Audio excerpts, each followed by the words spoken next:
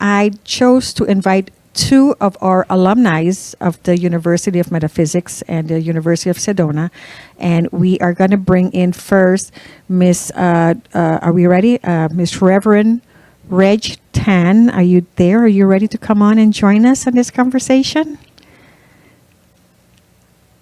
And here's the fun part. She's streaming in from the Philippines. So it's very early in the morning for I think her. it's 3 a.m. in the morning for her. Is it 3 a.m. for you? Hi, Reg. Hi, it's actually right now, 4:24 a.m. 4:24 a.m. Oh my goodness.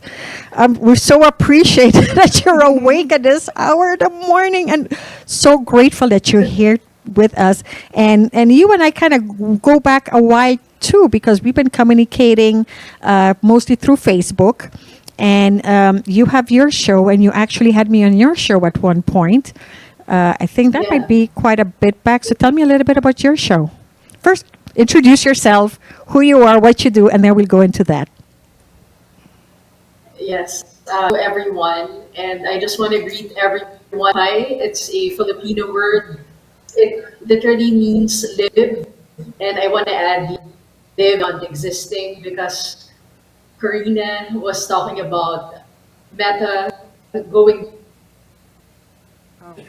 We're having bad connection. metaphysical practical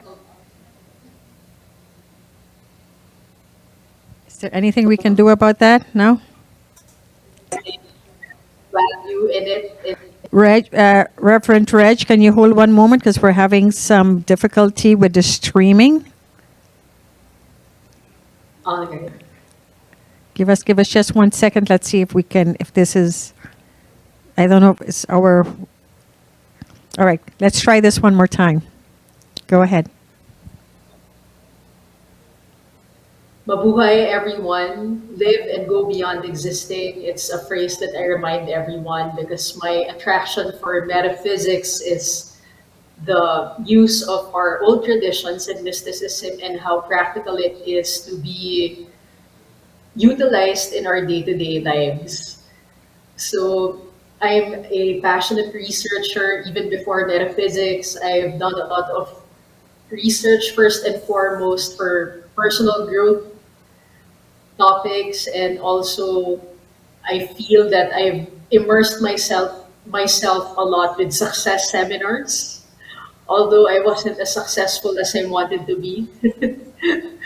Decided to study more, and that's how I studied for my bachelor's degree in University of Metaphysics, and then I got my certification as a life coach. And I've been doing energy healing for a couple of years already. And I got into meditation, and it really helped me elevate my awareness, and it helped me in my decision making process, which I really believe is a very important thing that we have to cultivate, especially if you're doing business or you're professionally representing yourself and you have to make decisions. It's very useful. So I also started a small business. It's related to metaphysics and marketing because I'm just as passionate as my metaphysical colleagues promoting what metaphysics is and the good it can do for our personal and professional lives. So that's all for me.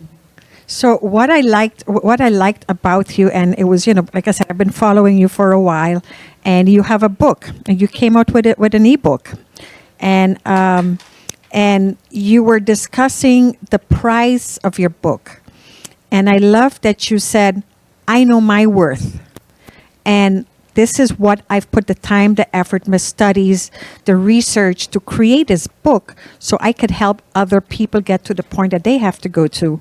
So I know my value, and this is the price I'm putting, and I'm not going to give no one a discount. And it's not a discount, it's because you realize that if you don't give yourself worth, who's going to give you worth? Right? Yeah. Yeah. Thank you for affirming it and validating it because one of the things that I want to share with everyone, first, I really immerse myself into doing the research on myself first, if it's really working on me. So, for instance, when I took my bachelor's degree, I know that I can finish it easily in less than 6 months, as they suggested. But it took me to finish it because I wanted to go beyond knowing metaphysics into embodying what you about in the bachelor's degree. And I think it's so important for anyone who devotes themselves into a particular industry to have a mindset of going beyond being able to narrate what your industry is, but actually embodying the very essence of what your profession is. So that's why I took the time to really, evaluate myself. Where is it that I know this in principle, and where am I really embodying the philosophy? Because it's a 48 module course, and all of us will have that awareness where does it come to you easily and effortlessly? Or is this an area, is this a belief that's difficult for you to demonstrate in your life? And I've gone through my highs and lows in that self-discovery process even after graduation. So it's a very good thing to keep an open mind and to constantly self-evaluate and decide to elevate yourself no matter what's happening around you and what's happening in your own life too. You used a very key word, and that was demonstrate. And one of the quotes that I've been using ever since from Dr. Masters was that you have to demonstrate, right? He always says, demonstrate a prosperous, abundant life. So, and this goes back to all the old teachings. We're talking Think and Grow Rich, Napoleon Hill and the Science of Getting Rich. And they all say, don't just give, charity, whatever. You first elevate yourself. You make the money, you do all that work, and then you give the next person a hand and pull them up with you. And then then we have two people getting four and four, and that's how we multiply prosperity and abundance, by first becoming and then helping the next one to come to that level. Do you agree? For me, I realized that we are prosperous in different areas in our lives. For example, in my studies with uh, Jewish tradition, they always talk about wealth as a spiritual and material aspect. So some of us, we are wealthier in spiritual philosophies because that's where you've invested yourself a lot. And then there are some of us who has an abundance of material wealth, but they lack the spiritual awareness where that material demonstration came from.